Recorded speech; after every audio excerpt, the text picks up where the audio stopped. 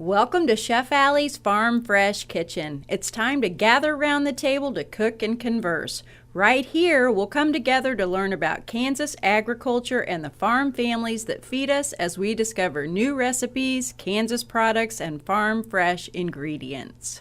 As if we're not well fed enough already this morning, Chef Allie is here for this Friday. This is a great Friday. This is a, yeah. This new girl bringing in breakfast casserole on the day that Chef Allie comes? I told Chef Allie, I love you. we start eating early and you just keep going. You know, it's like Thanksgiving around here. So now this is lunchtime. Yeah, We had breakfast, now this is lunch. It sets a precedence for the day, how you have to follow, which is good and bad. So what we have here today, lazy butt, slow Would cooker. you call me? Yes, I did. I call myself that all the time. That's why I love the crock pot, because if you need to be a lazy butt, and we all do from time to time, but we still have to cook, the crock pot is the way to go. Oh, yeah. So what I did for this recipe, I took my favorite roast, which is a chuck roast, your most common, average, everyday roast. Do you Your know why? husband's name's Chuck too, isn't it? No. Sorry, But Pat. I'm just kidding. Go ahead. Chris. But I do love chuck roast. He is very important to Chef Allie in my ministry. But the best thing about a chuck roast, it's an average, everyday roast. And why is it so great when we cook it?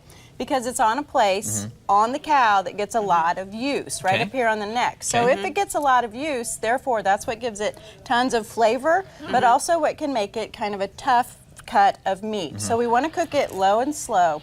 But the fun thing about this recipe is getting, and Chris, if you want to smash our garlic, and what we have right there, yes, look at him go, with the heel of your hand. The heel of the hand? And smash that as good as you can, because here's the get in deal. there. When you're working with garlic, fresh garlic like this, the more we smash it or crush it, the more it releases its good old oil and essence and gives us more flavor. Oh, that's a perfect smash. Look at him go. Yeah, Just so peel what that. we'll do, and then also that helps our skin to pop right off. Yeah. And then we can cut that into smaller pieces, maybe about like this, because then what I've done is taken my paring knife, made incisions all across the top of of chuck, and then here goes our garlic. Can I stick one in there? I would love for you to. All right.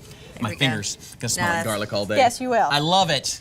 You can eat as much garlic as you want to, as long as your partner eats the same amount. You know It what I'm balances saying? out. It does. So you stuff it in there. You stuff it in there. Okay. Okay. I'll let you do it too, Chris. Okay. This is a lot of fun. And you can do as much garlic as you want to. Yeah. So I love this little technique. How many cloves do we have here, Allie? Oh, 6 or 8. 6 or 8? Yeah, if you want to use a whole head, sometimes I do. Okay. But just cut them into small pieces, because as those cook, and we shred our beef, you're going to find lots of little garlic cloves in there. We don't want to overwhelm anybody. Yeah. Okay, so the next step after we've stuffed is it goes into the crock pot.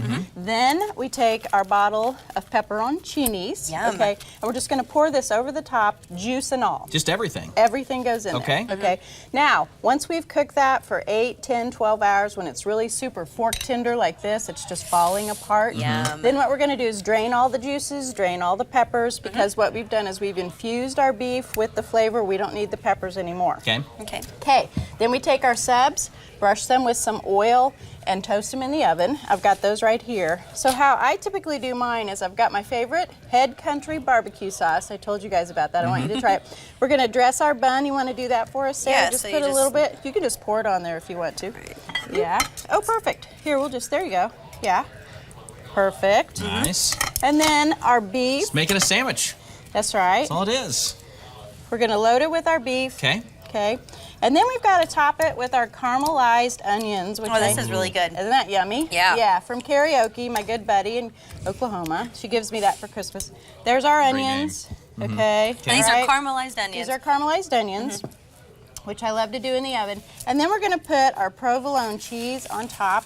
This would then go back in the oven just till it's good and melted. I love to serve this sandwich as an open-faced sandwich.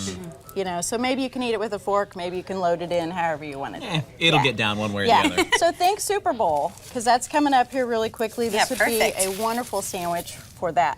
The recipe will be on my blog and on our Facebook pages later this morning. So, lazy butt, slow cooker, beef subs. I love cooking. I just recently discovered the crock pot at my house, and I can't believe how you just throw it in there, set it on low, hit the door. And away you go. That's all. It's that easy. And if Try it's the this beef. good. That's been infused with.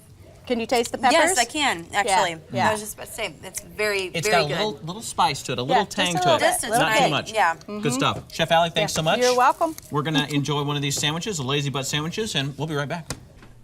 Thanks for joining us. Kansas Farm Bureau is proud to support hardworking families across the state, like farmers and ranchers who make it their life commitment to provide food that nourishes all of us. Kansas Farm Bureau, representing grassroots agriculture.